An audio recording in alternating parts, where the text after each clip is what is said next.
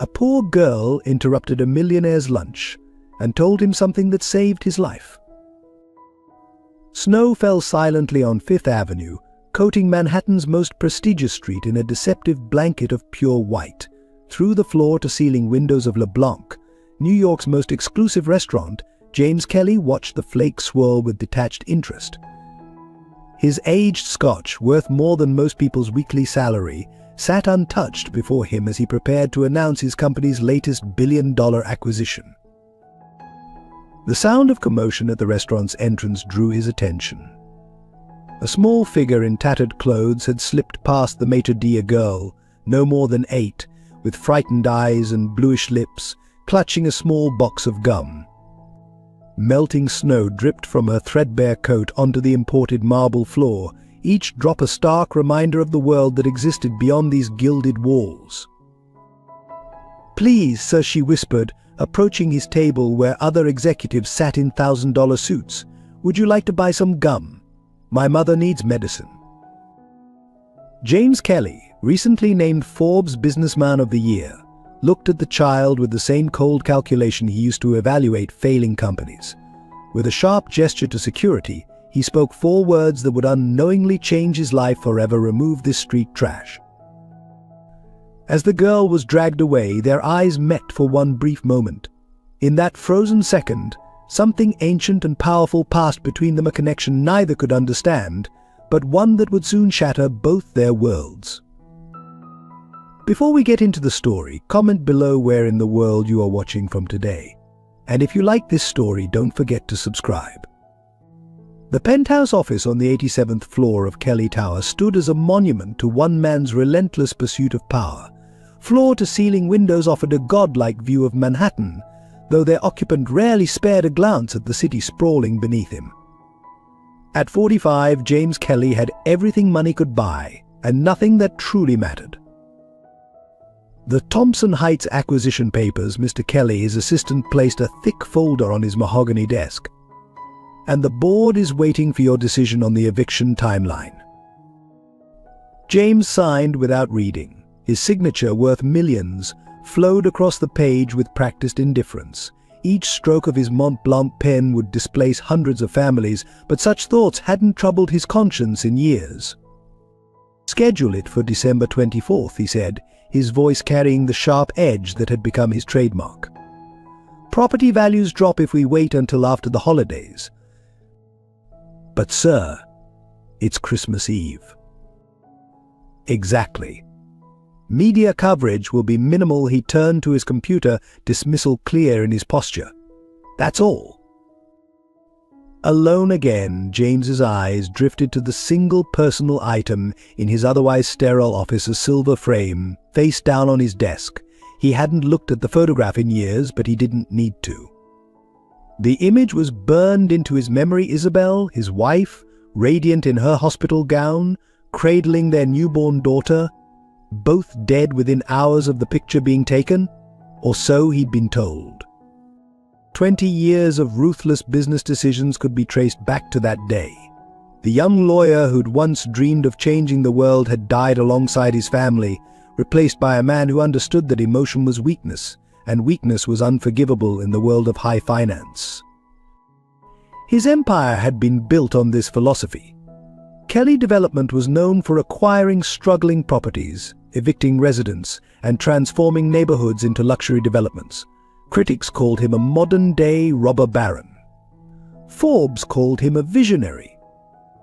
The Wall Street Journal praised his unsentimental approach to urban renewal. Mr. Kelly, his intercom buzzed. "Mr. Vager is here to see you." Scott Vager, his oldest friend, now chief financial officer of Kelly Development. They'd started together as junior lawyers, though Scott had always seemed content to remain in James's shadow. "Send him in." Scott entered, radiating nervous energy. "James, we need to discuss Thompson Heights. There's been complications." "What kind of complications?" "Local media's running stories about the residents. Single mothers, elderly veterans, children who'll have to change schools mid-year. The usual bleeding heart narratives."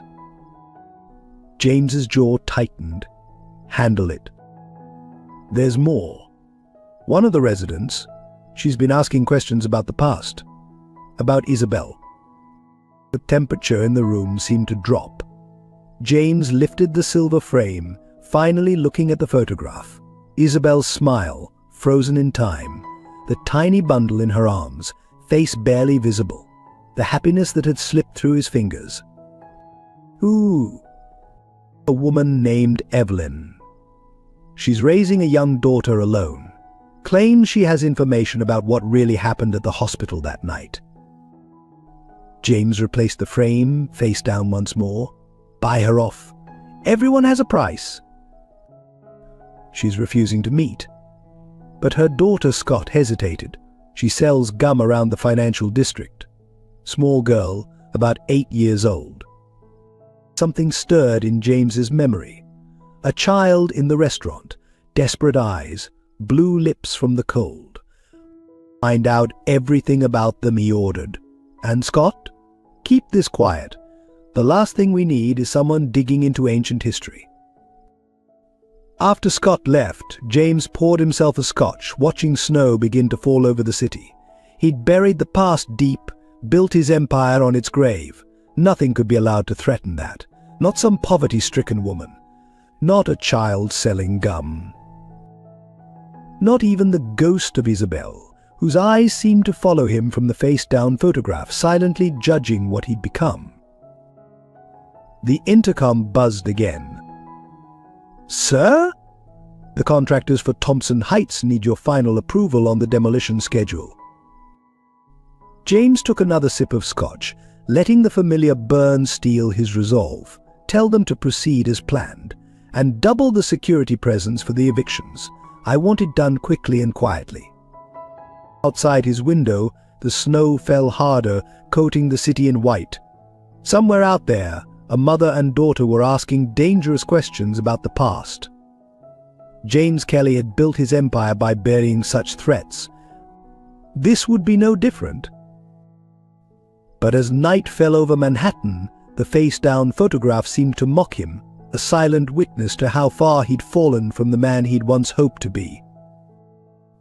In Thompson Heights, the January wind howled through cracks in old window frames, carrying with it the distant sound of demolition from neighboring blocks.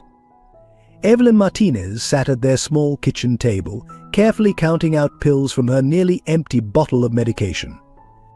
One for morning, one for night. If she skipped every third day, they might last until her next paycheck. Mom, I made you tea. 8-year-old Emily placed a chipped mug beside her mother, steam rising in the cold air. Despite the worn second-hand clothes and shoes patched with duct tape, Emily carried herself with quiet dignity, a child forced to grow up too fast. Evelyn fought back a cough, not wanting her daughter to hear how it rattled in her chest. Thank you, my amor. Did you finish your homework? Emily nodded, pulling out a crumpled math test from her backpack. A red stood proudly at the top. Mrs. Peterson says I could skip a grade if she trailed off, both of them knowing their precarious situation made long-term planning impossible. But their apartment, though small and crumbling, was immaculate. Library books were stacked neatly on milk crates that served as shelves. Emily's school artwork covered water stains on the walls. A small Christmas tree, rescued from someone's trash and decorated with handmade ornaments, stood in the corner, their attempt at normalcy in increasingly desperate times. I'll just do a quick run before dinner, Emily said, reaching for her box of gum. The same box she'd been refilling for 3 years, since Evelyn first got sick.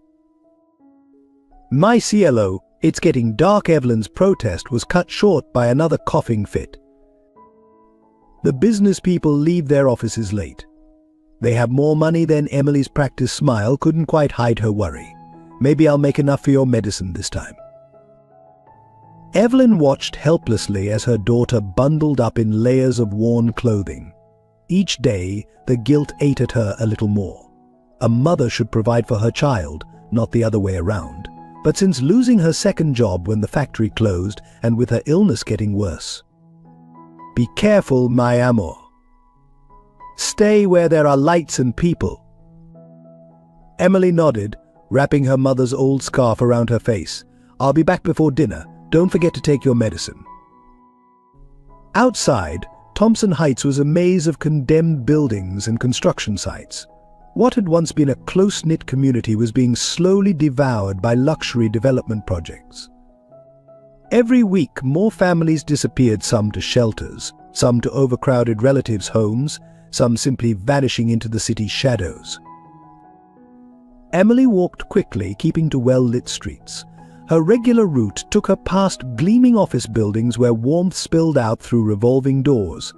But she'd learned the best spots to catch people leaving work, mastered the art of looking pathetic enough to attract sympathy, but not so desperate as to frighten people away.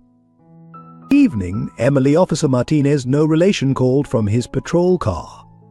"Little late to be out selling, isn't it?" "Almost done, sir. Just need a few more dollars." He frowned, concerned. "Your mama doing okay?" Better, Emily lied smoothly. "The new medicine helps." The officer knew she was lying. Everyone in the neighborhood knew Evelyn was getting worse, but he just nodded. "Don't stay out too late. Weather's turning bad."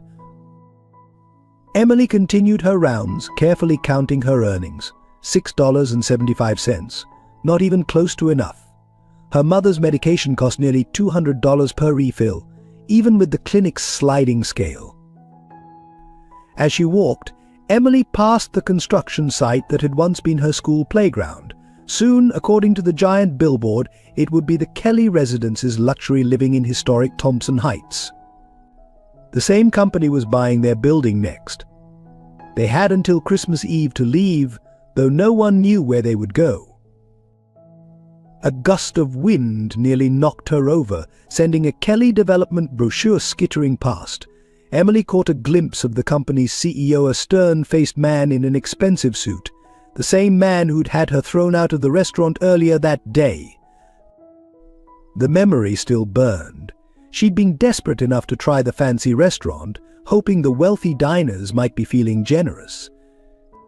Instead, she'd been treated like something scraped off someone's shoe, roughly expelled into the snow, while diners barely looked up from their $100 lunches. Shivering, Emily turned toward home. The temperature was dropping rapidly, and she'd learned the hard way about staying out too late in winter. Last year, a boy from her building had fallen asleep in a doorway during a cold snap. They'd found him the next morning, frozen. Back in their apartment, Evelyn had managed to make soup from nearly empty cabinets. "Only a few more spoonfuls of your medicine left," Emily reported, emptying her pockets onto the table. "But I can try again tomorrow. Maybe go up to the theater district." "No, my amor," Evelyn pulled her daughter close, feeling how cold she was. "No more selling in the cold. We'll figure something out." Emily snuggled into her mother's embrace, pretending not to notice how thin she'd become, how her hands shook even holding a spoon. "I had a dream last night," she said quietly, "about my birth mother." Evelyn stiffened slightly. They rarely spoke of Emily's adoption, arranged in desperate circumstances 8 years ago. What kind of dream? She was sad, looking for something. "Looking for me." Maybe Emily stirred her soup thoughtfully. "Do you think she ever thinks about me?" "I'm sure she does, my amor." Evelyn stroked Emily's hair, remembering the young woman who'd entrusted her baby to a stranger's care. "I'm sure she thinks about you every day." Later that night, after Emily was asleep, Evelyn pulled out a battered shoebox from under her bed. Inside was a newspaper clipping about Isabel Kelly's death in childbirth, a birth certificate with no mother's name listed, and a letter she'd never been able to bring herself to open. "What am I supposed to do?" she whispered to the empty room. "How can I protect her from the truth when we're about to lose everything?" Outside, snow continued to fall on Thompson Heights. In a few weeks, bulldozers would destroy the only home Emily had ever known. Evelyn's illness was getting worse, her medicine running out. And somewhere out there, powerful men were guarding dangerous secrets that could change everything. Evelyn tucked the shoebox away and checked on Emily one more time. Her daughter slept peacefully, clutching her box of gum even in sleep. Tomorrow would bring new challenges, new dangers, but for now, in their small, cold apartment, they had each other. Sometimes love had to be enough. The boardroom of Kelly Tower hummed with anticipation. 20 of New York's most powerful executives sat around a gleaming mahogany table, their reflections distorted in its polished surface. At precisely 9 a.m., James Kelly strode in, his presence immediately commanding attention. "Ladies and gentlemen," he began, gesturing to the digital display behind him, "I present Phase 3 of the Thompson Heights Regeneration Project," the screen filled with architectural renderings of gleaming high-rises and manicured parks. "By this time next year, the last vestiges of urban decay will be cleared from what is becoming Manhattan's most promising development zone." A senior board member cleared his throat. "The press is raising concerns about displacement. Over 300 families that will be adequately compensated according to law." James cut in smoothly. "Change requires sacrifice. New York wasn't built by sentiment." The morning proceeded with mechanical efficiency until James's assistant interrupted with an urgent message. "Sir, there's a situation in the lobby. A woman claiming to have sensitive information about Mrs. Kelly." James maintained his composure, but his knuckles whitened around his pen. "Handle it." "She's causing quite a scene, sir. Says she won't leave until—" "Then have security remove her." His tone left no room for discussion. Later that afternoon, James sat alone in the Blanc, his regular lunch spot, reviewing the morning's events. The woman had been dealt with, but her words nagged at him. The truth about Isabel Kelly, what truth could there possibly be? The restaurant's door chimed. Through the winter gloom, a small figure slipped past the maitre d'. James recognized her immediately, the same girl from the previous day, but now her determination was tinged with desperation. "Please, sir," she approached his table, shivering violently. "My mother. She's very sick. She sent me to find you." James signaled for security, but something stopped him from immediately having her removed. Perhaps it was the way she stood her ground, or how her eyes held his with an unsettling familiarity. "Your mother. The woman from this morning." Emily nodded. "She has something important to tell you. About Isabel." The name sent a jolt through him. "How do you know that name?" "Mom says. She says you need to know the truth before it's too late." Security arrived, but James held up his hand. "Wait," he studied the girl more carefully. Those eyes. Where had he seen them before? "What's your mother's name?" "Evelyn Martinez. We live in Thompson Heights. The building your company is getting demolished." James finished. "A coincidence or something more calculated? Tell your mother if she wants to discuss anything. She can make an appointment through proper channels." "We tried. Your people won't let us in." And now Emily's voice cracked. "Mom's really sick. The medicine costs too much, and with the eviction coming—" "That's not my concern." James's voice hardened. "I don't respond to emotional manipulation, especially not from children sent to peddle sob stories." Emily straightened, something fierce flashing in her eyes. "I'm not lying. And Mom says. She says she knows what really happened at the hospital that night. About the baby that didn't die." The room seemed to freeze. James felt the blood drain from his face. "What did you say?" But Emily was already backing away, suddenly afraid of the intensity in his expression. "I have to go. Mom said if you want to know more, come to 1242 Thompson Street, apartment 4 billion, before the demolition." She turned and fled, leaving James staring after her. So one of the security guards approached uncertainly. "Should we stop her?" James watched the small figure disappear into the swirling snow outside. "No," he pulled out his phone. "Get me everything on Evelyn Martinez and her daughter, and call Scott Vager. Tell him to meet me in my office. Immediately. As he gathered his things, James caught his reflection in the window. For a moment, superimposed over his own face, he saw Isabel's eyes looking back at him. The same eyes he'd just seen in a desperate child selling gum. "Impossible," he whispered. But the seed of doubt had been planted, and with it, the first crack in the carefully constructed walls around his heart. The Thompson Heights Community Center was packed beyond capacity. Residents huddled together in winter coats, their breath visible in the poorly heated space. At the front, behind a table with Kelly Development's logo, corporate representatives prepared their presentation. "This is just for show," whispered Mrs. Chen, who'd run the neighborhood bodega for 30 years. "They've already decided our fate." Evelyn sat near the back, one arm protectively around Emily, the other clutching a manila envelope. Her chest felt tight, whether from anxiety or illness. She couldn't tell anymore.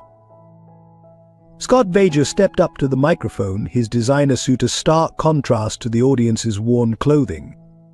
"Kelly Development is pleased to announce the final phase of Thompson Heights revitalization. Our $500 million investment will transform this struggling neighborhood into—" "You mean destroy our home?" someone shouted. "Where are we supposed to go?" called another voice. Scott maintained his corporate smile. "Every qualified resident will receive fair compensation and relocation assistance."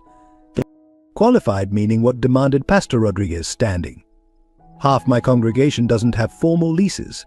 Some are undocumented. What happens to them?" The meeting descended into chaos.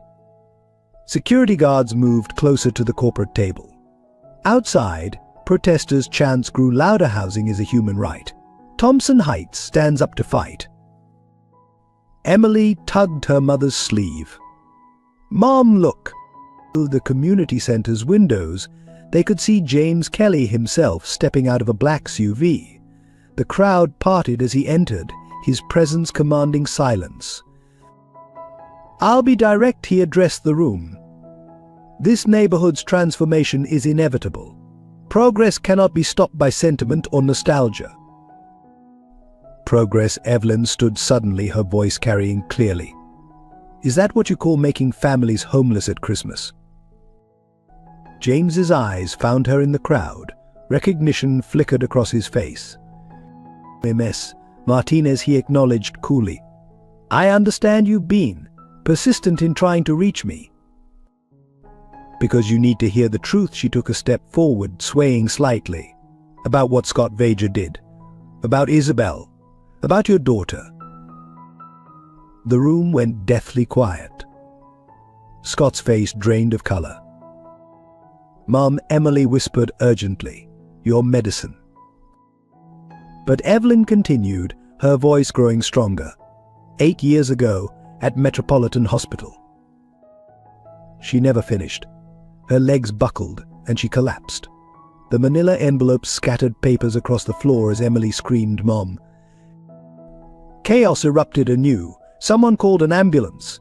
Through her panic, Emily saw James Kelly staring at one of the fallen papers, a newspaper clipping about his wife's death. For just a moment, his mask slipped, revealing raw pain beneath. Scott quickly gathered the scattered documents, but not before Emily saw him pocket something, a photograph she'd never seen before. Clear the room security began ushering people out. Meeting's over. Pastor Rodriguez helped carry Evelyn to a chair while waiting for paramedics. Emily clung to her mother's hand, terrified by how cold it felt. "Your mother needs urgent medical care," James said, suddenly beside them. His voice was different, uncertain. "I'll have my driver take you to the hospital." "We can't afford," Emily began. "I'll handle it." He wasn't looking at Evelyn, but at Emily, studying her face with disturbing intensity. "Consider it professional courtesy." Scott appeared, gripping James's arm. "James, we need to discuss." Later, James's tone was sharp. "First, ensure Ms. Martinez receives proper care. And Scott, find out what happened to those documents." In the ambulance, Emily held her mother's hand while paramedics worked. Through the window, she saw James Kelly standing in the snow, watching them leave. His expression was unreadable, but his hands were clenched into fists. At the hospital, a nurse tried to lead Emily to the waiting room. "Family only with patients." "She is family," Evelyn whispered weakly. "My daughter." The nurse looked skeptical, noting their different features, biological or adopted. Before Emily could answer, a new voice cut in. "Is there a problem?" James Kelly stood in the doorway, his authority filling the space. "MS Martinez and her daughter are under my personal care." The nurse quickly backed down. As they wheeled Evelyn away, Emily found herself alone with the man who'd ordered their eviction. He seemed different now, less certain, almost haunted. "Your mother," he began awkwardly. "When she mentioned Isabel." "She says the truth will destroy everything you built." Emily met his gaze steadily. "But lies already have." James studied her face again, searching for something. Finally, he pulled out his phone. "Cancel tomorrow's board meeting, and get me every record from Metropolitan Hospital from 8 years ago. Everything about Isabel Kelly and the baby." As he turned to leave, Emily called after him. "We're not just numbers on a spreadsheet, you know. We're people, with stories, with hearts." He paused but didn't turn around. Sometimes knowing the truth changes nothing. "No," Emily replied, "but not knowing it changes everything." Outside the hospital windows, snow continued to fall on New York City. In Thompson Heights, bulldozers waited like sleeping giants. And somewhere in the night, Scott Vager made an urgent phone call. "We have a problem." She kept evidence. "Yes, all these years." "No, I don't know how much the girl knows." "Yes, sir. I understand. It will be handled." The wheels of fate had been set in motion. There would be no stopping them now. Life has a way of revealing its deepest truths in unexpected moments, just like this story we've shared together.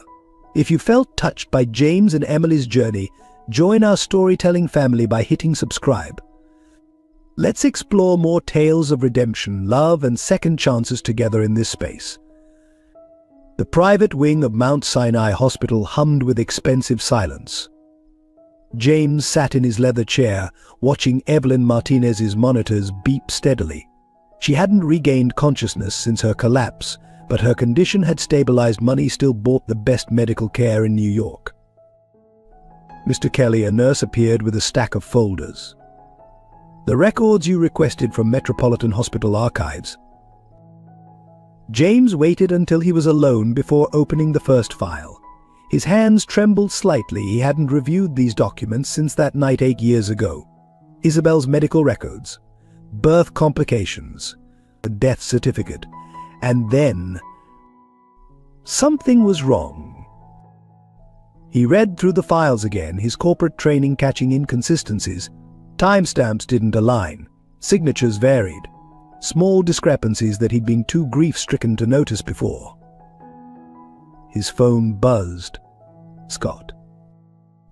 "Not now," he texted back. Pulling out his laptop, James accessed his private cloud drive, searching for Isabel's photos. The last image taken of her alive, holding their newborn daughter. He'd never been able to look at it properly, the pain too raw.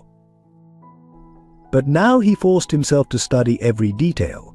The hospital room number 414, the timestamp 9:42 p.m., the small birthmark on the baby's left wrist, shaped like a crescent moon.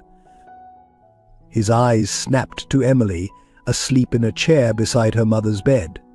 Her left wrist, exposed where her sleeve had pulled up, bore an identical mark. "Impossible," he whispered. But the evidence mounted. He compared Emily's features with the old photos of Isabel, the same determined set of the jaw, the same intense eyes. Even the way she slept, head tilted slightly, hands curled inward, mirrored Isabel's habits. His phone buzzed again. Multiple messages from Scott. We need to talk. Don't trust the hospital records. Remember our agreement. What agreement? James's mind raced back. The night had been a blur of grief and confusion. Scott had handled everything, the paperwork, the arrangements, the press, had been handling everything ever since, including Thompson Heights. The realization hit like a physical blow. Scott had pushed hardest for the development project, had insisted on the Christmas Eve eviction deadline, had been conveniently present every time questions about the past surfaced. A sound at the door made him look up. Dr. Richardson, the physician who'd been present the night Isabel died, stood frozen in the doorway. The old man's face went pale at the sight of James. "You," James said quietly. "We need to talk." The doctor glanced nervously down the hall. "Mr. Kelly, I have patience." 8 years ago. Metropolitan Hospital. What really happened? "I don't. That is," Mr. Vager said. "Scott. What about Scott?" But the doctor was already backing away.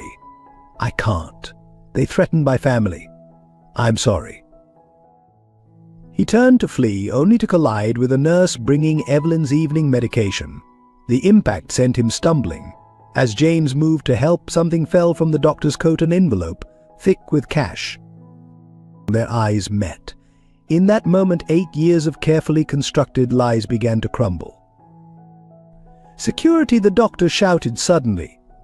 "This man isn't authorized." "I own this hospital," James cut in coldly. "Start talking." But a commotion down the hall interrupted them.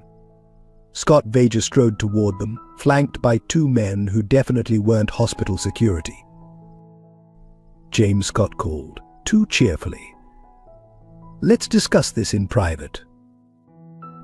James looked back at Emily, still sleeping peacefully, at her wrist with its crescent birthmark, at Evelyn, who'd risk everything to protect a child. His child? 8 years of grief and bitterness had built his empire. But what if it was all based on a lie? "No more private discussions," James said quietly, reaching for his phone. "No more secrets." "Don't," Scott warned. His smile vanished. "Think about what you're risking. Your company, your reputation, everything we built." "What did you do, Scott? What did you do to my family?" Before Scott could answer, a small voice broke the tension. "He stole me." Emily was awake, her eyes, Isabel's eyes, fixed on Scott with extraordinary clarity. "He took me the night I was born. Made you think I died? Because if I lived," she glanced at the financial papers scattered across James's lap, "the company would be mine when I turned 18, not his." The silence that followed was deafening. In it, James could hear the sound of his world shifting on its axis. "Get them," Scott snapped to his men. But James was already moving, placing himself between the threats and his daughter. His daughter. The truth of it sang in his blood, undeniable as sunrise. The next few moments were chaos. Security alarms blared. Real hospital security arrived. Scott and his men vanished into the confusion, but not before Scott called back. "You can't prove anything, James, and if you try, well, accidents happen, even to little girls." When calm returned, James found himself still standing guard over Emily, his heart pounding with unfamiliar emotions, fear, rage, and something else, something he thought had died with Isabel. Love. Emily looked up at him, uncertain. "I always wondered why Mum kept that old photo of you and Isabel. Why she made me memorize your face." "Emily," words failed him. "It's okay," she said softly. "You didn't know. But now you do."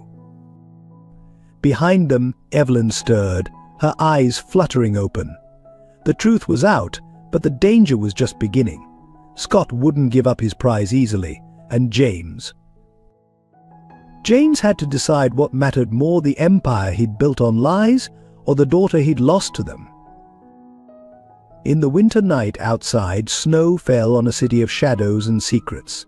But within room 414, the same number as Emily's birth room, a father and daughter began the long journey back to each other, while the woman who'd protected their chance at reunion watched with tears in her eyes.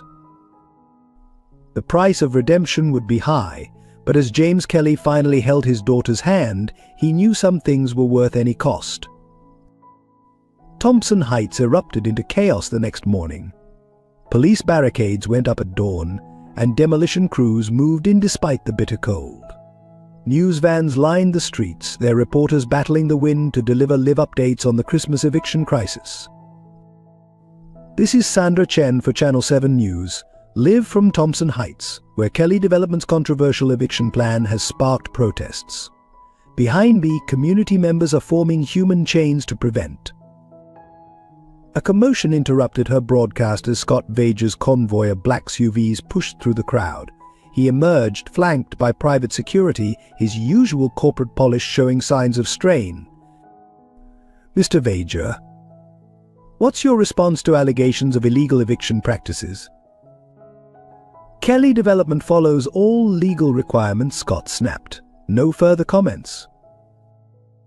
Inside the condemned building, Evelyn's apartment had become a makeshift command center for the resistance. Pastor Rodriguez coordinated with legal aid lawyers, while Mrs. Chen distributed hot coffee to protesters. Emily watched from the window as more police arrived. "They can't find us here," Evelyn whispered, still weak from her hospital stay. James had arranged her early release, sensing she'd be safer hidden among her community than exposed in the hospital.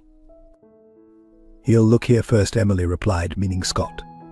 "He knows this is home." A knock at the door sent everyone into silence. Pastor Rodriguez moved to answer it, baseball bat in hand, but it was only Officer Martinez. "You need to see this," he said, handing over a police file. "I found it in the archives. 8 years ago, a nurse reported suspicious activity at Metropolitan Hospital, a baby's death certificate with inconsistent details. She disappeared the next day, transferred to a hospital in Arizona with a massive bonus." Evelyn's hands shook as she read. "This proves the forgery, but not who ordered it," the officer finished. "And after 8 years." Another knock, harder this time. Through the peephole, they saw James Kelly himself, alone. "Don't," Pastor Rodriguez warned, but Evelyn was already opening the door. James stepped in, snow melting on his expensive coat. The room's hostility was palpable. He looked somehow diminished without his corporate armor, more human in his uncertainty. "The demolition crews," he said. "I tried to stop them, but Scott. He's activated emergency protocols. Says there's no turning back." "There's always a choice," Emily said quietly.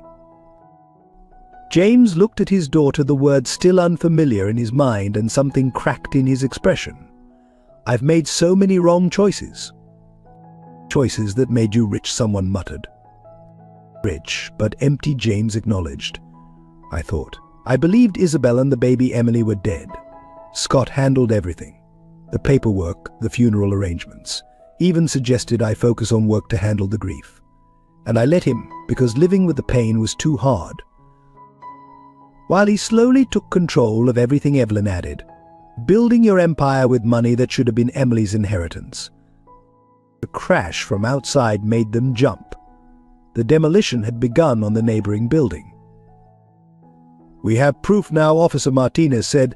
"The nurse's report, the forged death certificate." "Circumstantial," James cut in. "Scott's too smart. He'll claim clerical errors, blame lower-level employees. We need Isabel's letter," Evelyn interrupted. Everyone turned to her. The one she wrote the night Emily was born. The one explaining everything she'd discovered about Scott's embezzlement. The real reason he had to make the baby disappear. Emily stared at her mother. "You have this letter." Added, "Scott's men took it during the community meeting. But I kept something else. Evelyn went to the loose floorboard under Emily's bed. Something even more dangerous. She pulled out a small USB drive. Isabel's actual medical records show she was stable after the birth, no complications. Proof the death certificate was forged.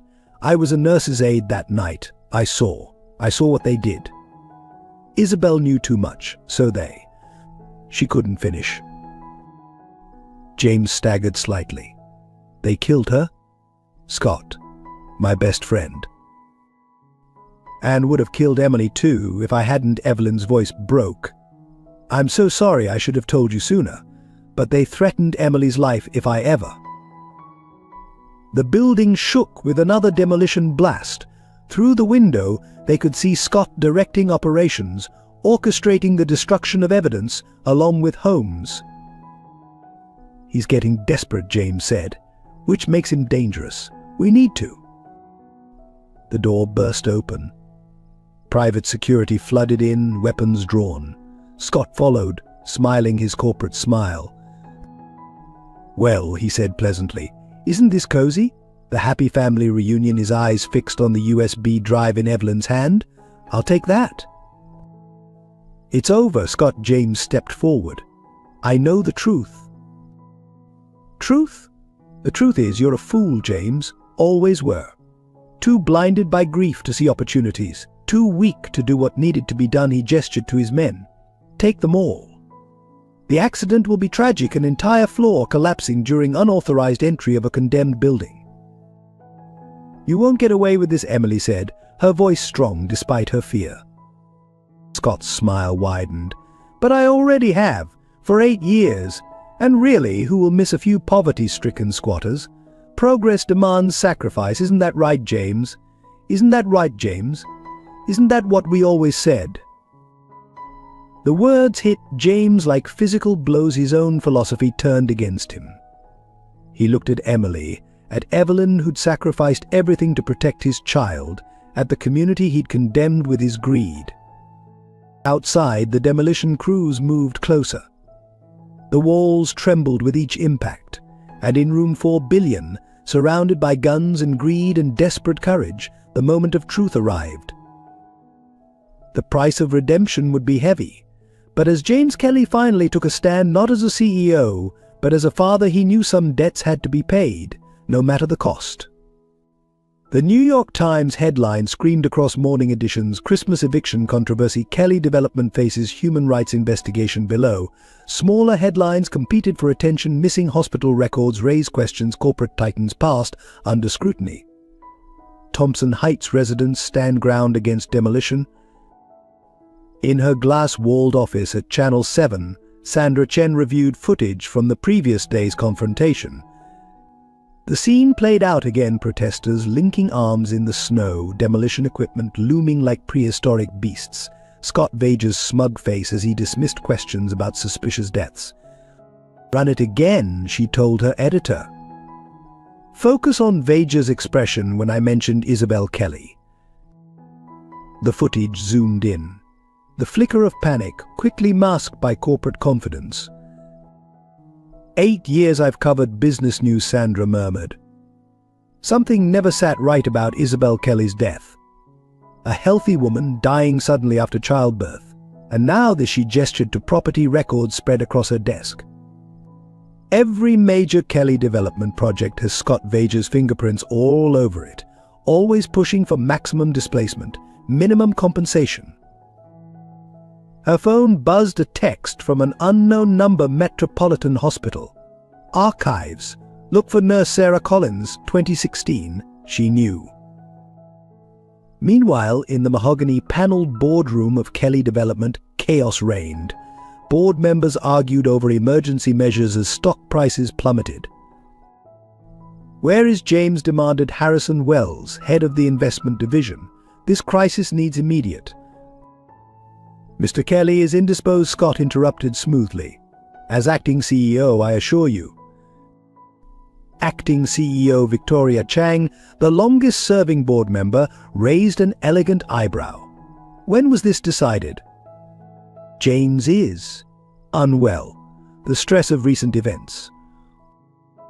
You mean finding out his daughter's alive, Victoria's voice cut like steel, that his best friend orchestrated the greatest fraud in corporate history? The room fell silent. Scott's smile tightened. Those are dangerous accusations, Victoria.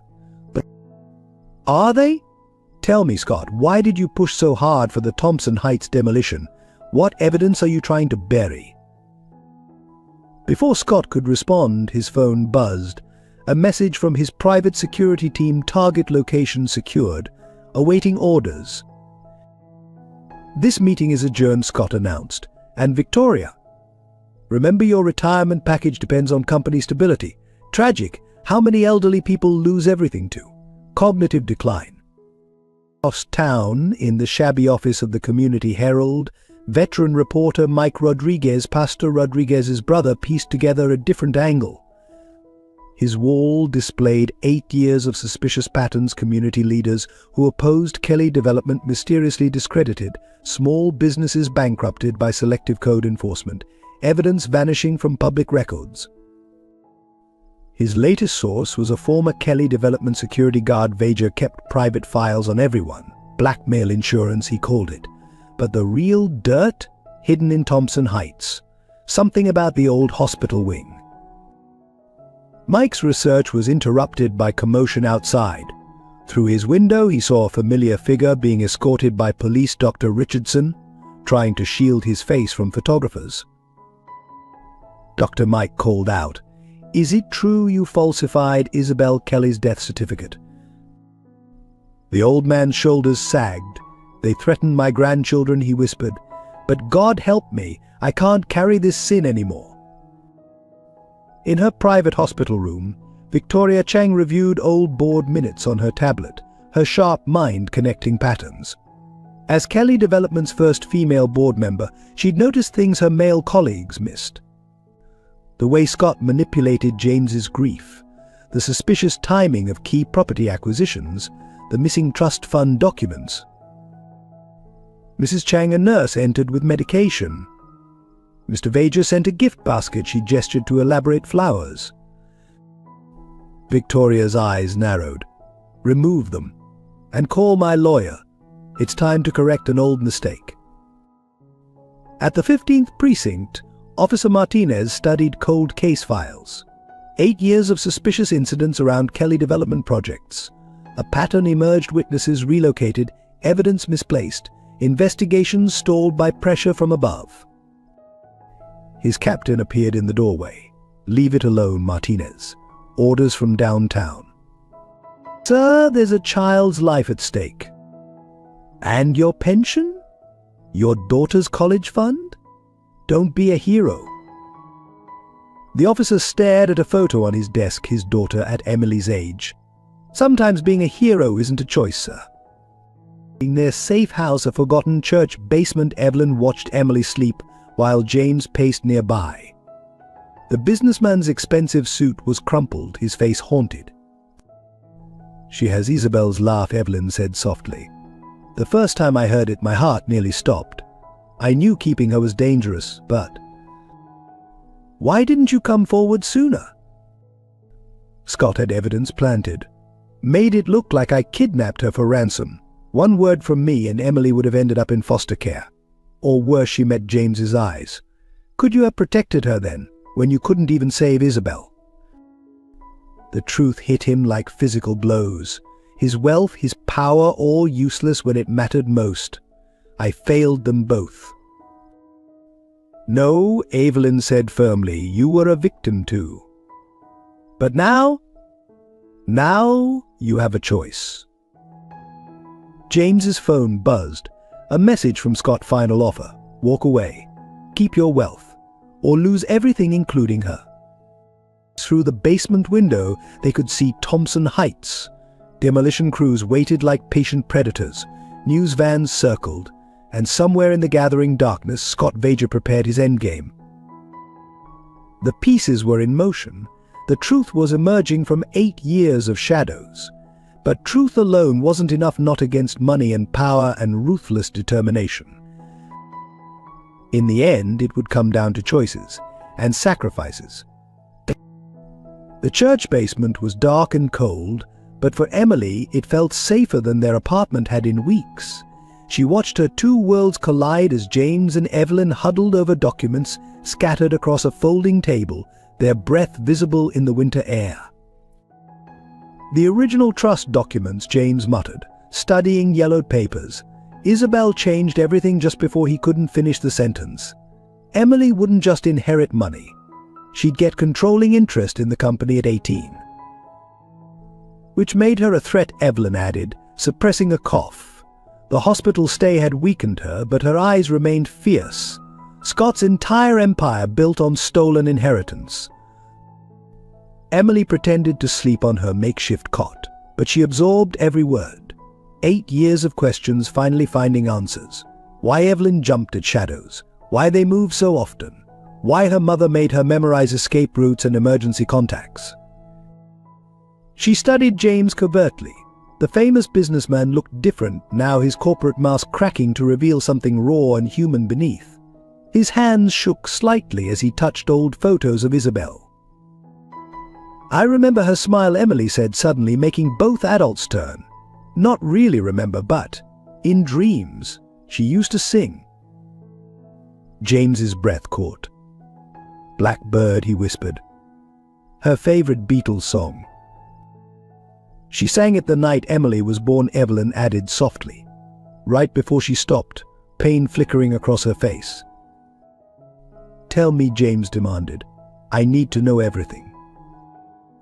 Evelyn closed her eyes, remembering. Isabel discovered financial irregularities, shell companies, missing funds. She was going to expose Scott after the birth. But someone must have warned him. There was a new nurse that night, one I'd never seen. She gave Isabel something in her IV. James stood abruptly, knocking over his chair. "I'll kill him." "No," Emily said firmly, sounding older than her years. "That's what he wants. More violence, more secrets." Her words hung in the air, wisdom born from years watching Evelyn choose a harder path, protecting, not avenging. Above them, church bells tolled midnight. Christmas Eve had arrived. In a few hours, the demolition crews would move in. "We need to evacuate remaining residents," Evelyn said, practical despite her exhaustion. "Mrs. Chen refuses to leave her store. The Rodriguez family's youngest is sick. They can't move yet." James watched her, really seeing for the first time the woman who'd raised his daughter. Every line in her face spoke of sacrifices made, of choosing others' safety over her own peace. "Why?" he asked suddenly. "Why take such risks for a stranger's child?" Evelyn met his gaze steadily. "Because Isabel asked me to. Her last words were keep her safe, not from you, from them. From the corruption that killed her," she touched Emily's hair gently. "And because every child deserves love, stranger or not." The simple truth of it hit James like a physical blow. He'd spent 8 years building walls around his heart, while Evelyn had opened hers to a child who needed protection. His phone buzzed. "Victoria Chang, evidence secured. Board meeting emergency session. Get here now." Hope flared, but Emily's next words doused it. "It's a trap," she said quietly. "Mrs. Chang. I saw Scott visiting her at the hospital. He had papers for her to sign." James stared at his daughter. "How do you know these things?" "I watch. I listen. When you're invisible to rich people, you see everything." She smiled sadly. "Like how you used to watch our building before the eviction notices, standing across the street in your expensive car, never getting out." Another truth that cut deep. He had watched, drawn by something he couldn't name. Had seen Emily playing in the snow, Evelyn working multiple jobs, the community supporting each other through hard times. Had seen but chosen not to feel. Until now. A commotion upstairs interrupted his thoughts. Pastor Rodriguez hurried down, his face grave. "They're here. Dozens of them. Private security, not police." Scott's not waiting for morning, James realized. He's making his move now. Evelyn moved with practiced efficiency, grabbing their emergency bags, but her legs buckled, the illness still weakening her. Mum Emily rushed to support her. James moved without thinking, helping Evelyn to a chair. "You need a hospital." "No time," she gasped. "Get Emily out. There's a tunnel, old Prohibition route. Pastor knows the way." "I'm not leaving you," Emily cried. "Listen to me, my amor." Evelyn cupped her daughter's face. "Everything I've done was to keep you safe. Don't let that be for nothing." Heavy footsteps echoed above. James looked between them, the mother who'd sacrificed everything to protect his child, and the daughter he'd only just found. In that moment, something fundamental shifted inside him. Years of corporate callousness fell away. He finally understood what Isabel had fought for, what Evelyn had protected, what truly mattered. "No one gets left behind," he said firmly. "Not this time." Emily's eyes, Isabel's eyes, filled with tears of gratitude. Pastor Rodriguez returned with Mrs. Chen and other community leaders. "We'll hold them off. Buy you time." "They'll destroy everything," Mrs. Chen said simply. "But some things matter more than buildings." The basement filled with residents emerging from shadows, dozens of them, armed with makeshift weapons and desperate courage. "Family protects family," Pastor Rodriguez declared. "And this community? We're all family here." James Kelly, who'd spent years calculating everything in dollars and cents, finally saw the true wealth before him. Not in property values or profit margins, but in the fierce love of a community willing to risk everything to protect its own. His phone buzzed again. "Scott, final warning. Don't make me destroy you." James looked at Emily, supporting Evelyn despite her own fear. At the community leaders standing ready to fight. At the photos of Isabel, whose death had started this path. The time for warnings was past. The time for redemption had come. Above them, the first sounds of confrontation began. Christmas Eve in Thompson Heights would be a night of choices, of sacrifices, of long-buried truths finally exposed. And for James Kelly, it would be the night he finally chose what kind of man, what kind of father he truly wanted to be. The price would be heavy. But as he stood with his daughter and her true family, he knew some things were worth any cost. The storm hit Thompson Heights with apocalyptic fury. Weather services called it the worst blizzard in New York's history, but for those trapped in the condemned building, nature's wrath was the least of their concerns. "They've cut the power," Pastor Rodriguez reported, his flashlight beam cutting through darkness. "Heat's gone. Water next." In the basement command center, James watched ice crystals form on windows. The temperature had plummeted to dangerous levels.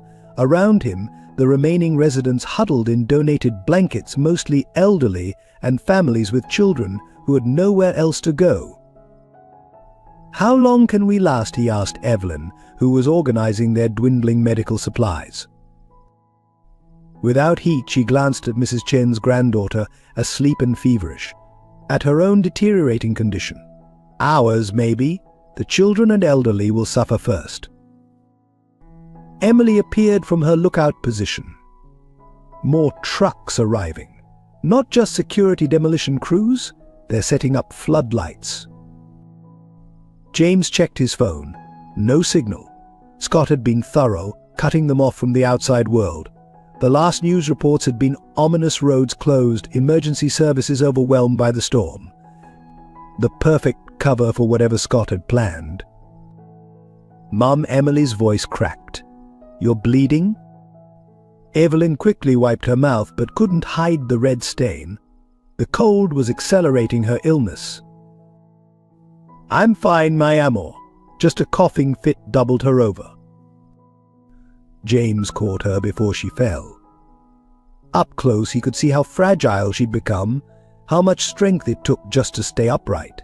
This woman who'd sacrificed everything to protect his child was dying by inches. The hospital, he started, is controlled by your board, she finished weakly. Scott's men will be waiting.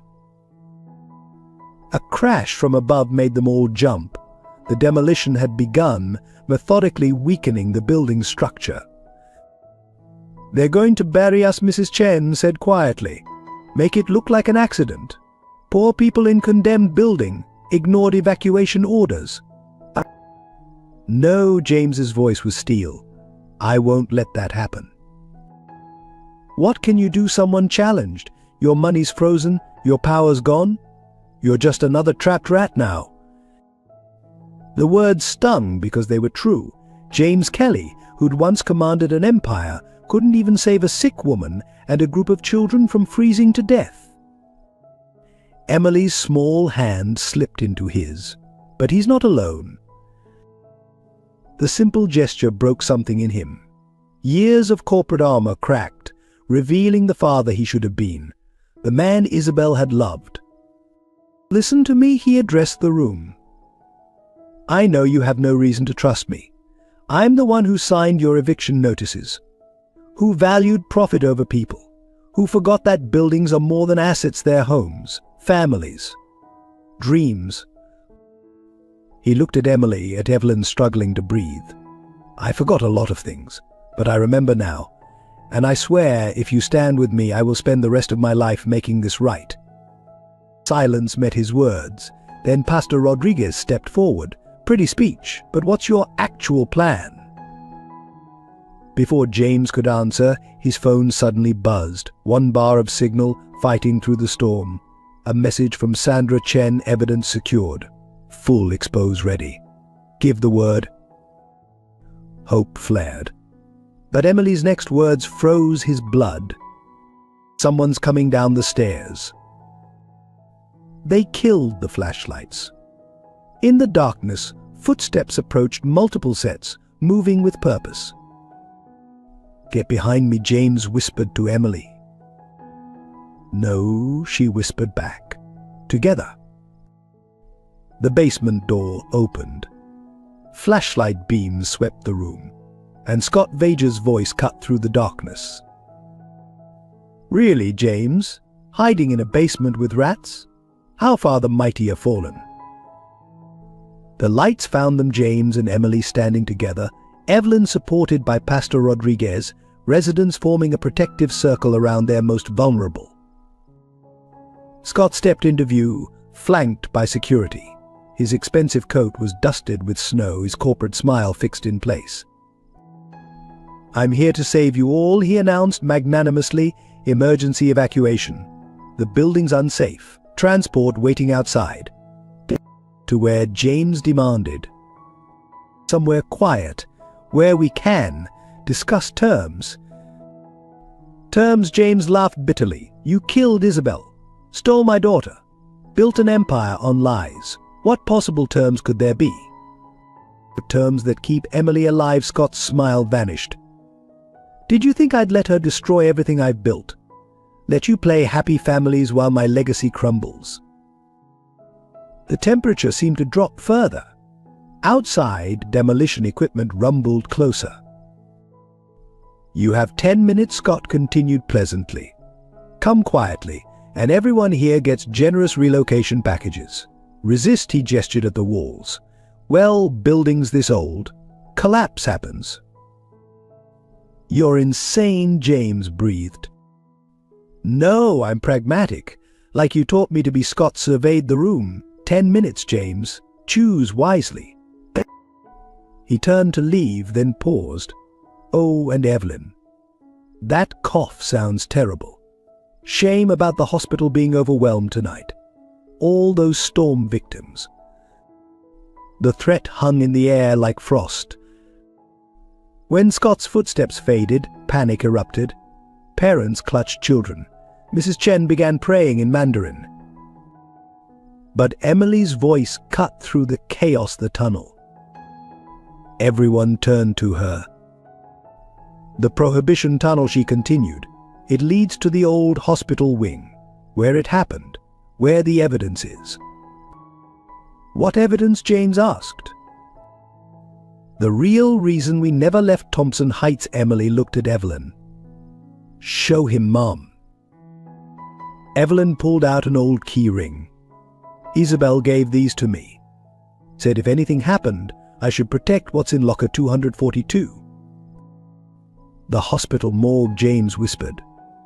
But they demolished that wing years ago. No, Emily said. They just made you think they did. Scott's been using it, hiding things. I've seen the lights at night. Hope and fear warred in James's chest.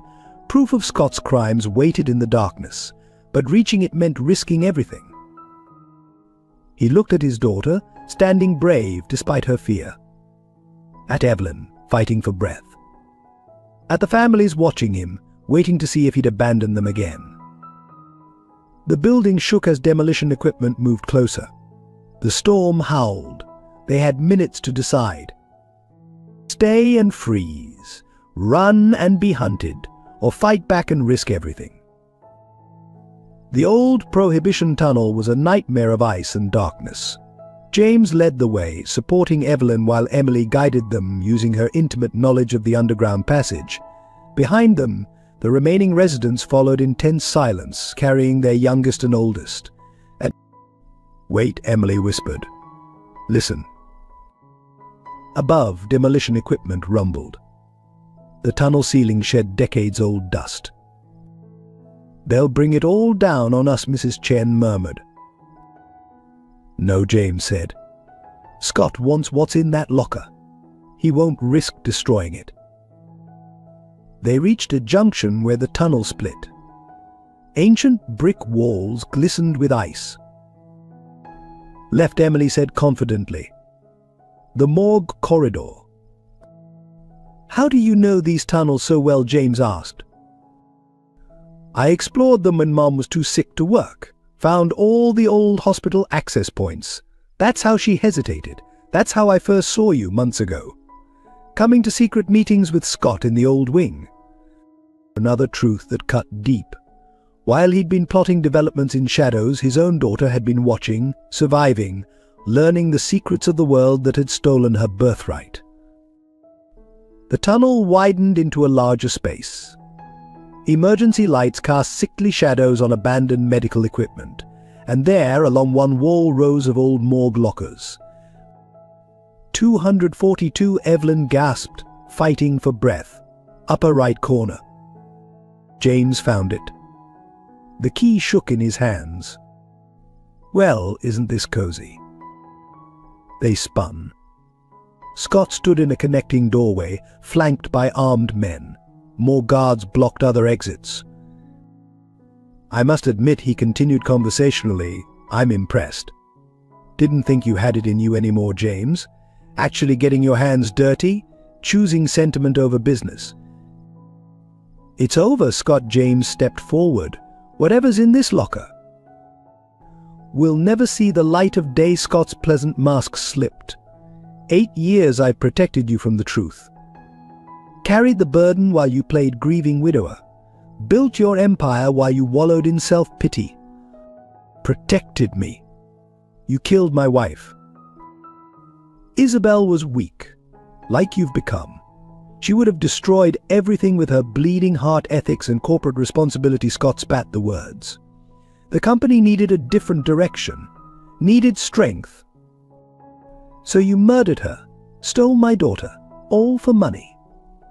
What legacy? Scott's composure cracked completely. Look around you. We've transformed this city, built towers where slums once stood, created wealth where there was only poverty. That's power, that's immortality. That's enough. The new voice startled everyone. Sandra Chen stepped from the shadows, camera crew behind her. They'd followed through a different tunnel access. We've got it all, Mr. Vager. Your confession, the evidence, the whole story. Kill them, Scott ordered his men. Kill them all. But the guards hesitated. Through other doorways, SWAT teams appeared, weapons raised. Officer Martinez led them. Drop your weapons, he commanded. The whole area's surrounded. Scott laughed manically. You think this changes anything? I own judges, politicians. This evidence never reaches a courtroom. Maybe not, James said quietly. But Isabel's letter will reach the board. The proof of your embezzlement, the real financial records. He opened locker 242. Inside lay a sealed evidence bag, medical records, financial documents, a letter in Isabel's handwriting, and photographs Scott accepting payoffs, meeting with known criminals, standing over Isabel's hospital bed with a syringe. She knew, Emily said softly. My mother knew what you were. She was gathering evidence. That's why you had to silence her. Scott's face contorted. With shocking speed, he grabbed Emily, pressing a gun to her head. Back off, he screamed, or she dies like her mother. The room froze. Police held their positions. James felt his world teetering on a knife's edge. Then Evelyn, summoning strength from some deep reserve, spoke. Let her choose. Everyone stared at her. Evelyn continued. Remember what I taught you. About family. About courage. About doing what's right, no matter the cost. Emily met her eyes. Some understanding passed between them. I choose, Emily said clearly, to be my mother's daughter. She slammed her heel into Scott's instep, just as Evelyn had taught her. As he stumbled, she twisted free. James lunged forward. The gun went off. Time seemed to stop. Then Scott fell, clutching his shoulder. Officer Martinez had taken the shot. As SWAT teams swarmed in, Emily ran to Evelyn, who had collapsed. James knelt beside them, gathering both into his arms.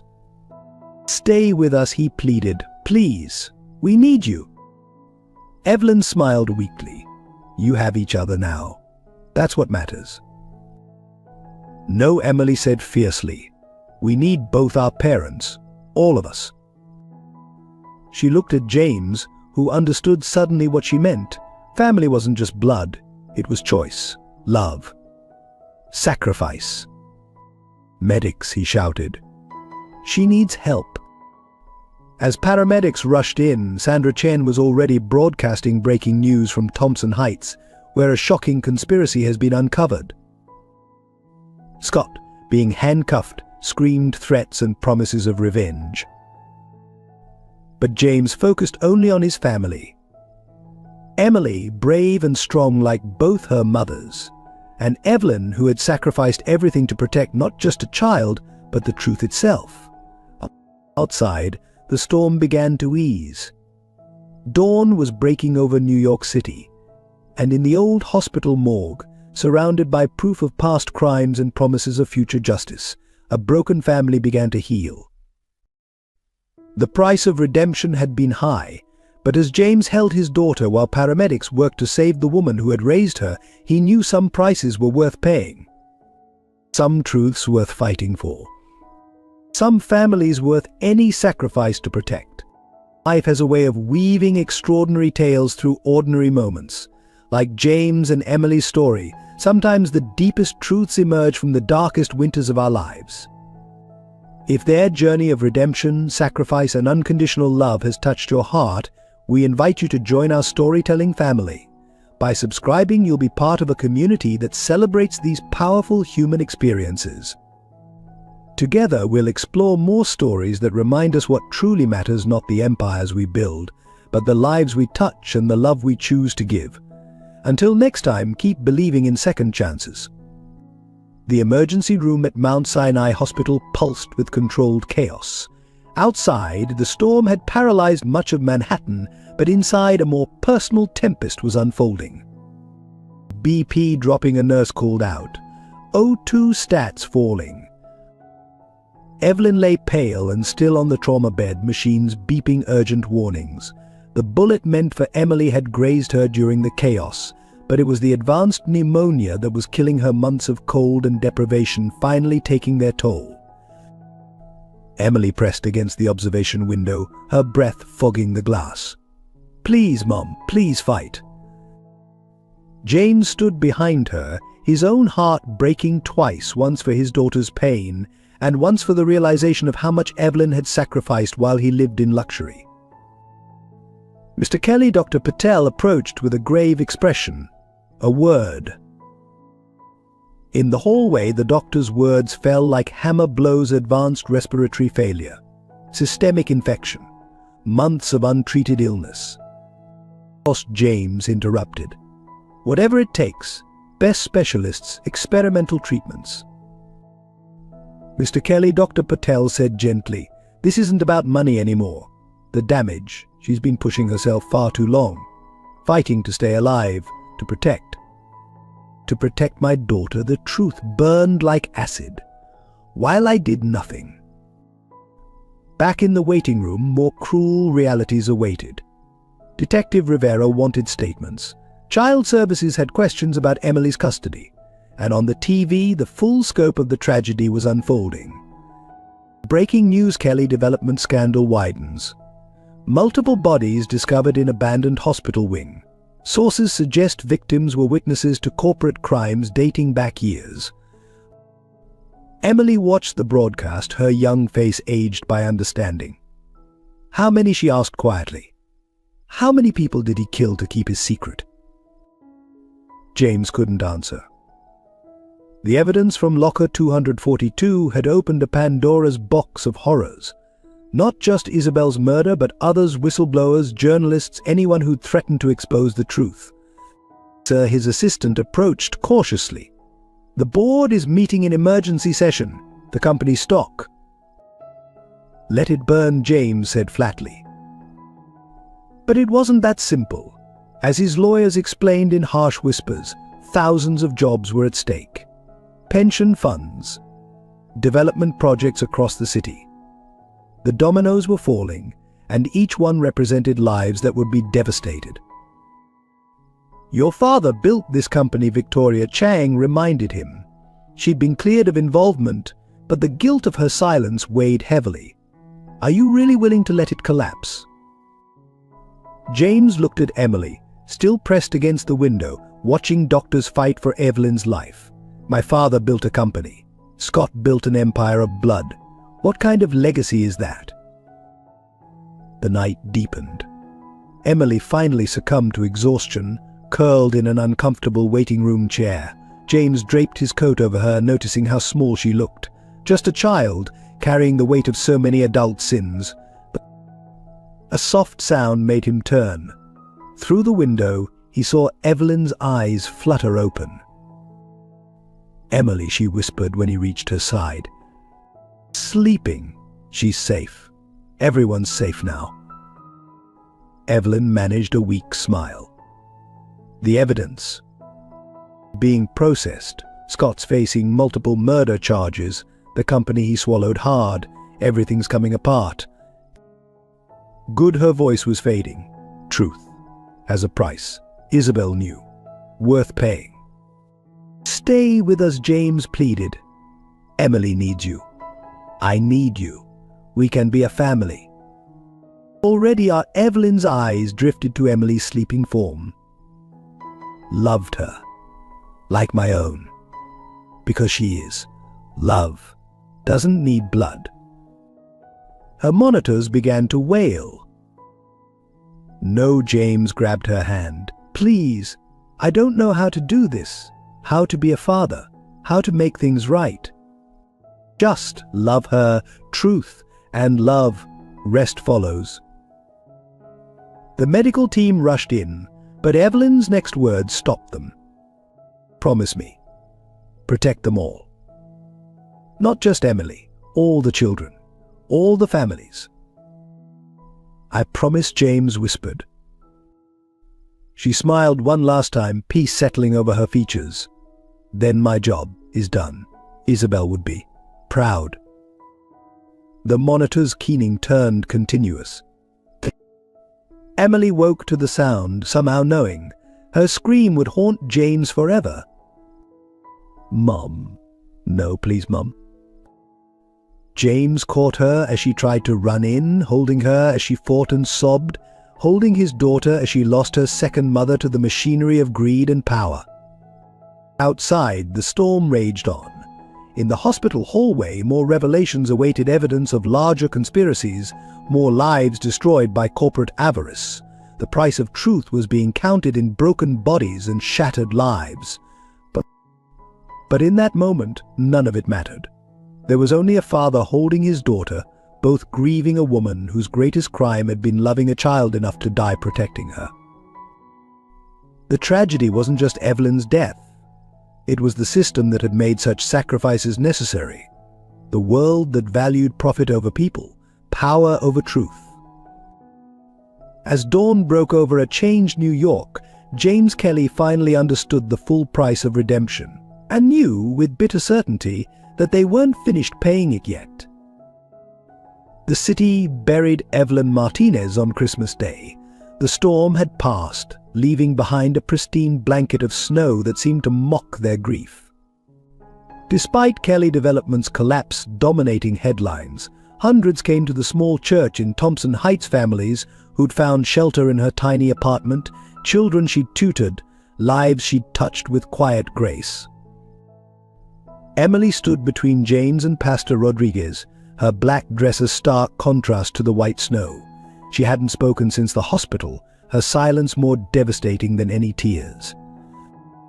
"She loved Christmas," Mrs. Chen whispered, laying a hand-knitted scarf on the casket. "Said it was when miracles happened." But the miracle they'd gotten exposing Scott's crimes, saving Thompson Heights, had cost too high a price. Back in Evelyn's apartment, the true scope of their loss became clear. Everything was meticulously organized: Emily's school records, medical history, photographs documenting every milestone. A mother's love expressed through careful preservation of memories. "Look at this," Pastor Rodriguez said softly, finding a stack of letters. Each was addressed to Emily, dated for future birthdays. The last was marked for your wedding day. Emily took them wordlessly, clutching them to her chest. James discovered his own heartbreak in a worn notebook. Evelyn had documented everything: Emily's first words, favorite foods, nighttime fears. Things a father should have known. Sir, his assistant, hovered in the doorway. There's more. The losses mounted like body blows. The company was in freefall. Thousands of employees faced unemployment right after Christmas. Development projects frozen, contractors unpaid, small businesses caught in the undertow of corporate collapse. Scott's crimes had tentacles everywhere. Each revelation brought new victims forward: families of disappeared whistleblowers, employees silenced by threats, communities destroyed by fraudulent developments. The legal implications were staggering. Class action lawsuits poured in. Federal investigations expanded. James's own culpability is willful blindness. His signature on devastating projects couldn't be ignored. "They're freezing all assets," his lawyer explained. "Personal accounts included. The penalties alone." But the deepest cuts were personal. Emily discovered her friends were leaving their families, taking settlement money, and fleeing the painful memories of Thompson Heights. The community that had protected her was dissolving. The Rodriguez family's bakery, a neighborhood fixture for generations, faced closure. Their loans had been through Kelly Development's banking arm, now under federal investigation. Mrs. Chen's granddaughter was pulled from Emily's class, her family moving in with relatives in Chicago.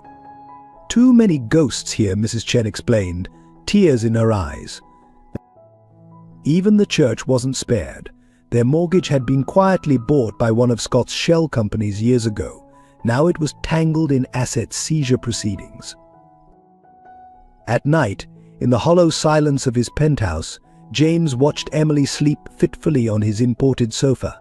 She'd refused to stay in any of the guest rooms, too grandiose, too far from the life she'd known. In sleep, her face would crumple, calling for a mother who would never answer again. "I don't know how to help her," he admitted to Pastor Rodriguez over late-night coffee.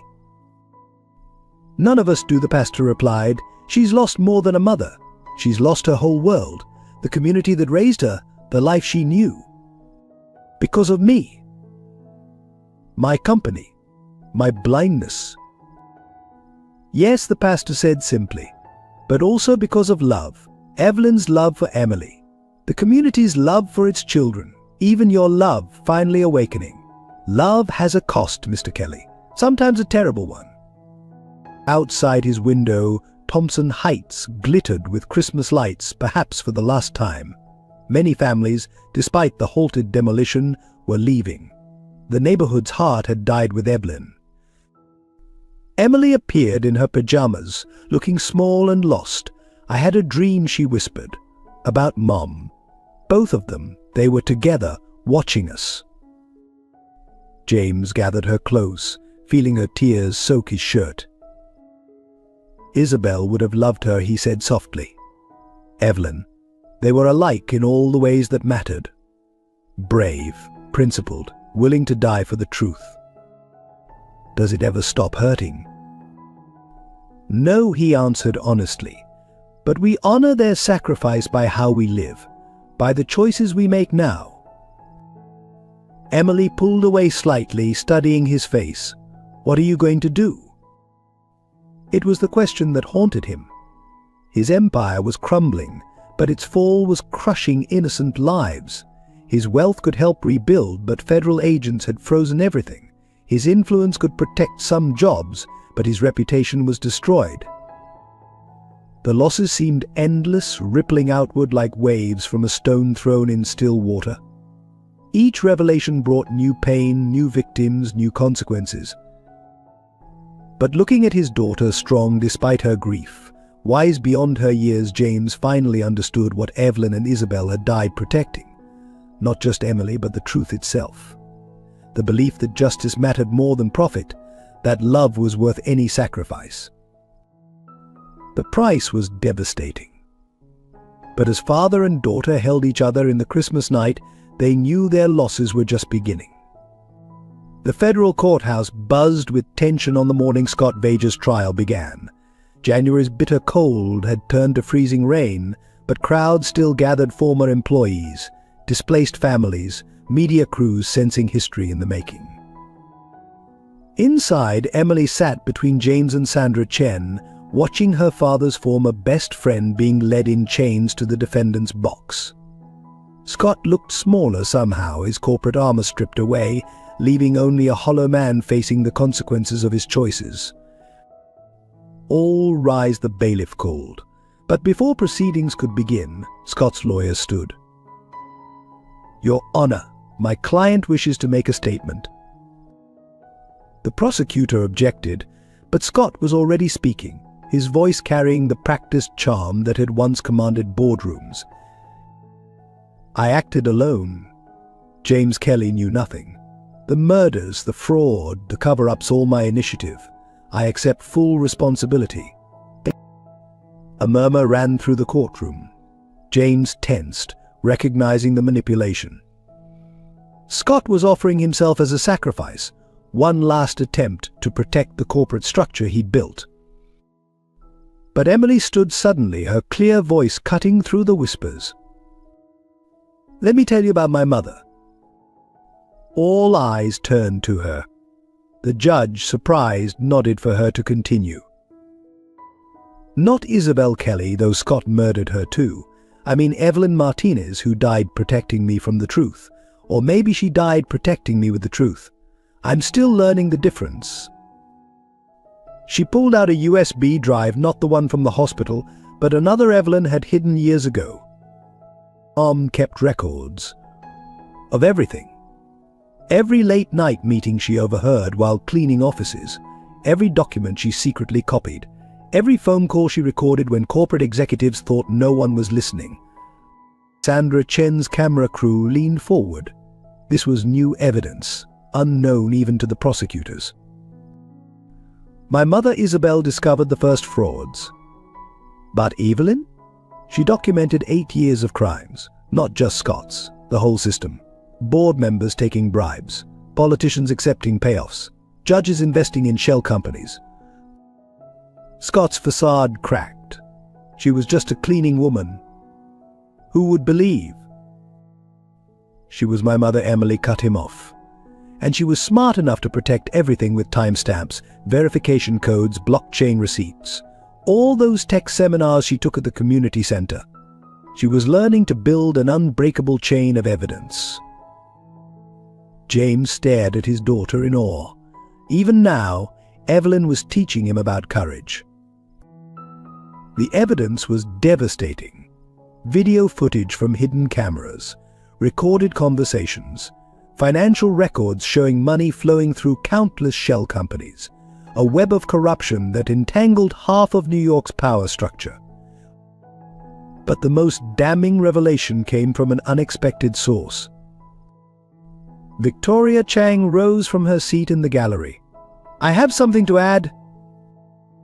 She approached the bench, arthritis making her steps slow but determined. 8 years ago, I suspected something was wrong with Isabel's death. I hired private investigators, but Scott discovered my investigation. She smiled bitterly. He didn't threaten me. He was too smart for that. Instead, he showed me how much good we could do with the money. Housing projects in poor neighborhoods, scholarships for underprivileged children, all funded by fraud, but helping real people. The courtroom was silent now, hanging on every word. I convinced myself it was worth it, that the end justified the means. I became complicit in a system that murdered a young mother, stole a child, and destroyed countless lives, all while pretending we were helping people. She turned to face Emily. "Your mother, Isabel, came to me the night she died. She had proof of the first frauds. I told her to wait, to think about the good we could do with that money. My hesitation killed her as surely as Scott's actions." The confession opened floodgates. Other board members stood, former executives, city officials, each carrying pieces of the truth they'd hidden for years. Scott watched his carefully constructed empire of lies collapse. His final mask slipped, revealing the rage beneath. "You idiots," he screamed. "We built something great. We transformed this city. A few lives sacrificed for the greater good." My mother's Emily's voice cut through his rant, taught me there is no greater good without truth, without justice, without love. James stood beside his daughter, finally ready to face his own culpability. "I was blind," he admitted to the court. "I chose not to see, not to question. My grief became an excuse for ignorance, and that ignorance allowed evil to flourish. I'm as guilty as anyone here." The judge's gavel cracked like thunder. Given these new revelations, this court orders an immediate expansion of the investigation. No one is above the law. No one. Outside, the freezing rain had turned to snow. News crews broadcasted live as more evidence emerged, more conspirators confessed, more victims found their voice. But in the courthouse bathroom, Emily faced her own private revelation. James found her staring at herself in the mirror, tears streaming silently. "I look like her," she whispered, "like Isabel. But I am Evelyn's daughter too. I carry them both inside me. Their courage, their love, their truth." James embraced her, his own tears falling. "They would be so proud of you," he said softly. "Both of them." The truth had finally been fully exposed, but as father and daughter held each other, they knew that revelation was only the beginning. The harder task lay ahead, building something new from the ashes of exposed lies, something worthy of the sacrifices that had brought them to this moment. In the weeks following the trial, changes swept through New York like the winter winds. Kelly Development's collapse had triggered a seismic shift in the city's power structure. But the most profound transformations were happening quietly, in individual hearts and minds. James Kelly stood in his penthouse office, methodically packing away symbols of his former life.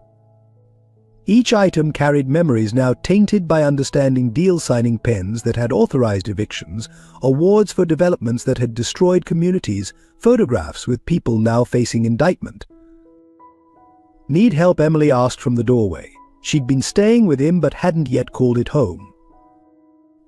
"Just deciding what to keep," he replied, holding a framed magazine cover, his Forbes Man of the Year feature. Emily took it, studying the photo. "You look different here. Colder." I was. Success was my armor. Profit my religion, he smiled sadly.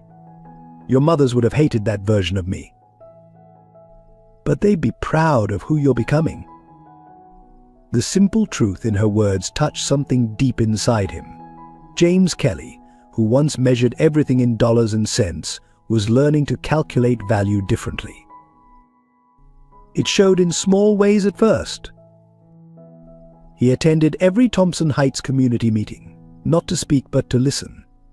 Sat quietly in the back as families shared their stories of displacement, of struggles, of resilience. He learned his daughter's routines, her favorite breakfast cinnamon toast, cut diagonally like Evelyn made it, her reading habits mysteries, always mysteries, her nightmares losing another mother, over and over.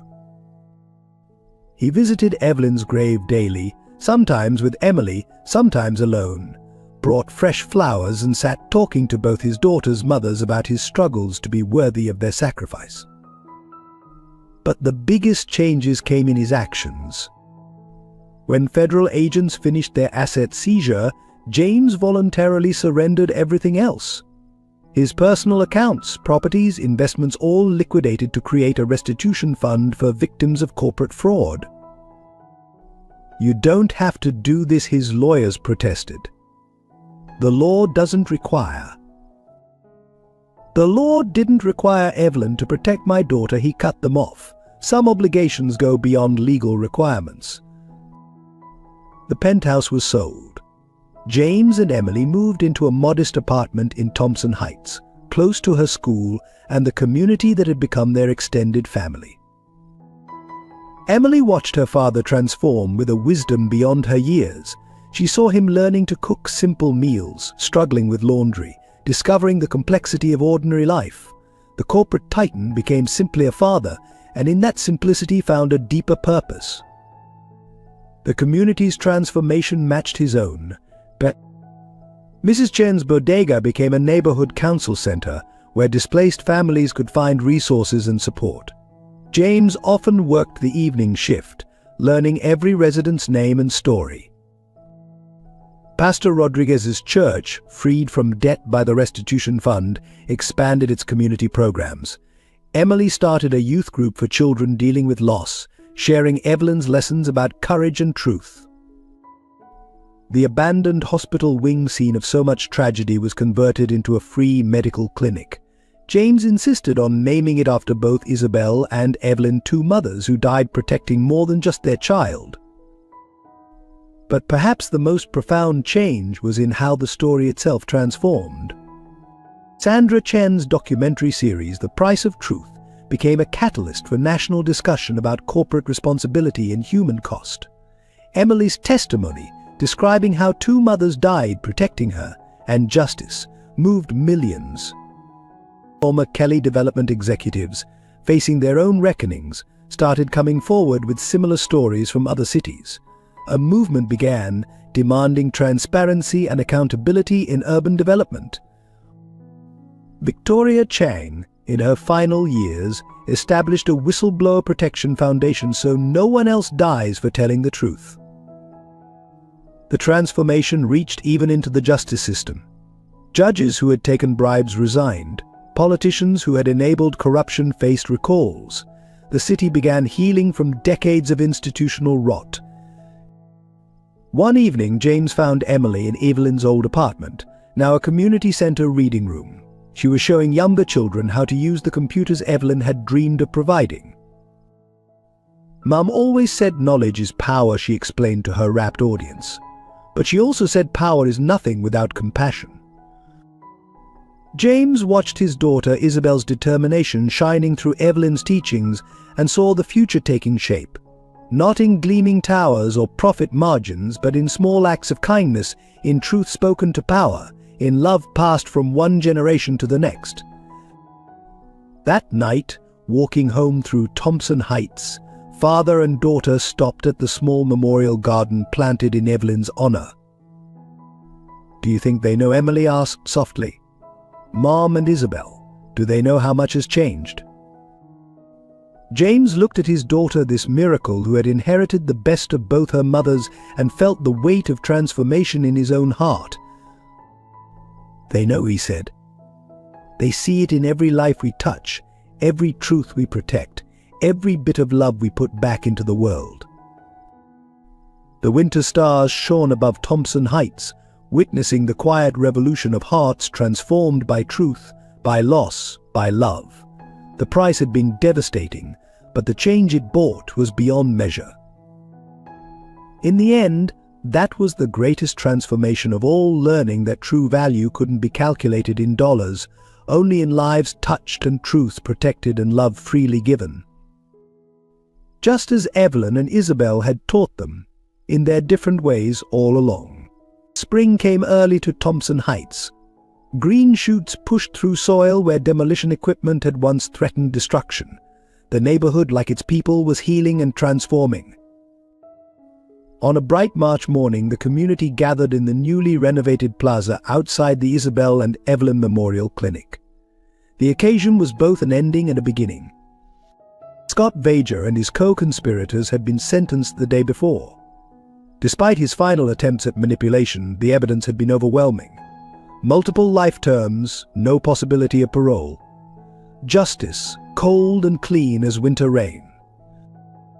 But today wasn't about punishment, it was about restoration. James Kelly stood before the assembled crowd, Emily beside him, and announced the formation of the Thompson Heights Community Trust. "Everything I built through blind ambition, I now return through open eyes," he declared. "Every property, every development, every asset will be transferred to community ownership, managed by the people who actually live here, not distant corporations." The legal documents were signed on a simple folding table, the same one from Evelyn's kitchen, now a sacred object of community memory. Mrs. Chen, Pastor Rodriguez, and other neighborhood leaders took their places as the trust's first board members. "But this isn't charity," James continued. "It's restoration. Recognition that true wealth isn't built on exploitation, but on community, not on destruction, but on preservation of what matters most." Emily stepped forward then, her voice carrying clearly across the plaza. "My mother's taught me that family isn't just blood. It's choice, it's love. It's standing together when the world tries to tear you apart. This neighborhood, all of you, you're my family too. You protected me, helped raise me, kept me safe until truth could triumph." The crowd's response was immediate and emotional.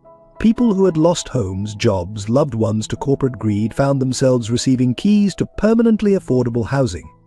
Small business owners learned their leases were now perpetual, their rents controlled by their own community board. But the most powerful moment came when James unveiled the clinic's new mission statement, written in both English and Spanish. "No one dies for lack of care. No truth stays buried. No child grows up unloved." Sandra Chen's cameras captured it all for her documentary's final episode. The story of Thompson Heights had become a blueprint for communities nationwide fighting corporate exploitation. Victoria Chang, now retired and volunteering at the clinic's senior program, watched with tear-filled eyes as her former empire transformed into something meaningful. "We thought we were building a legacy of wealth," she told the cameras.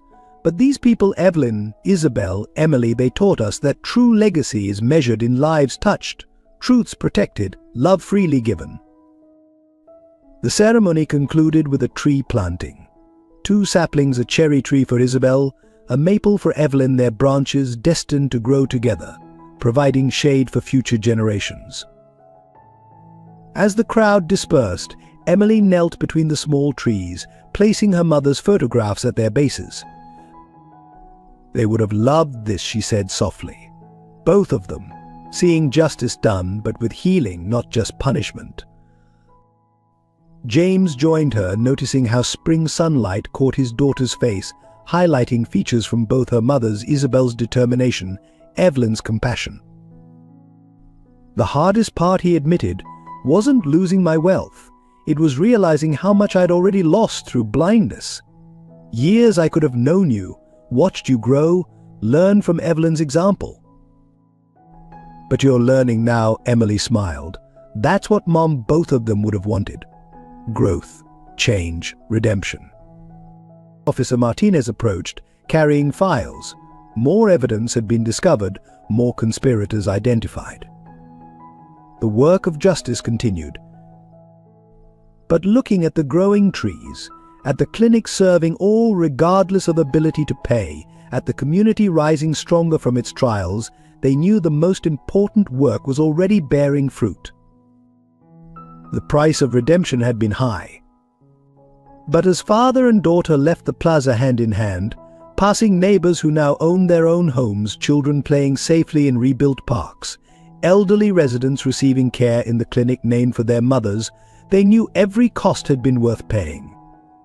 Justice had been served, not just through courts and sentences, but through transformation and restoration. They had paid the price of truth with everything they had, and received in return something far more valuable: the chance to build something real, something true, something worthy of the mothers who had died protecting not just a child, but the very idea that love and truth matter more than power and profit. Spring sunshine blessed Thompson Heights, promising new growth, new hope, new possibilities.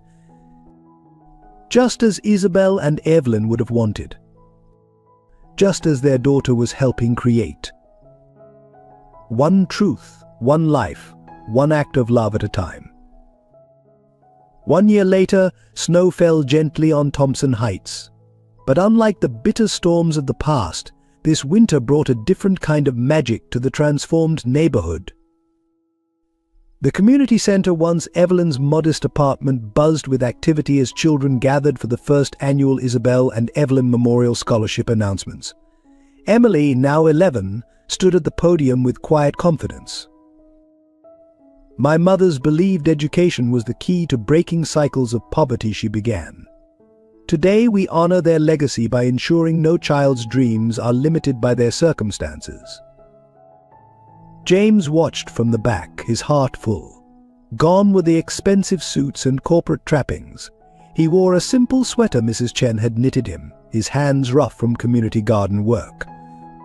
The former CEO had found purpose in simpler things, teaching business classes at the center, mentoring young entrepreneurs, learning the true meaning of wealth. 20 full scholarships were awarded that day, funded by the trust. But more importantly, each recipient was paired with a community mentor, creating bonds that went beyond mere financial support. This is what Mother meant, Emily told him later as they walked home through the snowy streets, when she said true wealth isn't in bank accounts, it's in connections, in helping others grow. The small apartment above the clinic felt warm and lived in now. Photos of both Isabel and Evelyn watched over their dinner table. Emily's art covered the walls, not just her own work, but pieces from her youth art program that helped children process trauma through creativity. The transformation of Thompson Heights had become a model studied nationwide. The community trust structure was being replicated in other cities. The clinic's sliding scale system had revolutionized local healthcare access. Crime rates had plummeted as residents gained ownership and pride in their neighborhood. Small businesses thrived under community-controlled development. But the most profound changes were personal. Sandra Chen's documentary had sparked a national conversation about corporate responsibility. Laws were being rewritten, oversight strengthened, communities empowered. Victoria Chang, in her final months, had completed a memoir exposing the inner workings of corporate corruption. Her dying wish was for it to be used as a teaching tool in business schools so future leaders learn that profit without principle is merely theft. Pastor Rodriguez's church had become an interfaith center for social justice, where business leaders regularly came to learn from community members about ethical development. Even Scott Vager's story served a purpose, a cautionary tale taught in ethics classes about the true cost of greed. That evening, as snow continued falling, Emily and James visited their usual spots, the memorial trees growing strong together, the clinic serving late patients, Mrs. Chen's bodega turned community hub.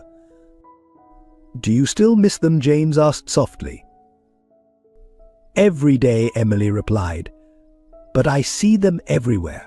In every life we help change. In every truth we protect. In every bit of love we put back into the world." They ended their walk at the small cemetery where Evelyn rested. Isabel's memorial marker had been placed beside her two mothers united in death as they had been separated in life. Emily placed fresh flowers, then pulled out Evelyn's last unopened letter saved for this moment. Together they read, "My dearest Emily, if you're reading this, the truth has finally won. Remember that justice without compassion is merely revenge, that wealth without generosity is only greed, that family is not defined by blood but by love. Your mother Isabel died protecting the truth. I lived protecting you. Now it's your turn to protect something bigger than yourself, the possibility that love and truth matter more than power and profit. You have your mother's courage, and I hope some of my compassion. Use both wisely. Change the world not through force, but through love. Not through destruction, but through building something better. And know that wherever you go, whatever you do, two mothers are watching over you, proud of the woman you're becoming. All my love. Mom?" As they walked home through the gentle snow, Thompson Heights glowed with warmth and life. Children played in safe streets. Elderly residents chatted on well-maintained stoops. Families gathered in homes they now owned. The price of redemption had been high, but standing in their small kitchen, making hot chocolate the way Evelyn taught them, father and daughter knew they'd gained something priceless. A chance to prove that love was stronger than greed. That truth could triumph over power. That one community's transformation could spark a revolution of hearts. Spring would come again to Thompson Heights, and with it new growth, new hope, new possibilities. Just as two mothers had dreamed. Just as their daughter was helping create. Just as a father had finally learned to value. The price had been paid. The truth had won. Love had triumphed. And in that triumph, they found the greatest wealth of all. A legacy of truth, justice, and love that would outlive them all. The end. Just as Emily discovered that truth and love can transform lives, your simple actions can help spread powerful stories like this one. If this tale of redemption touched your heart, please consider subscribing to join our storytelling family. Hit the like button to help others find this story, and share it with those who might need its message of hope and healing. What touched you most about James and Emily's journey? Share your thoughts in the comments below. Together, let's build a community that believes in second chances and the power of love to change lives.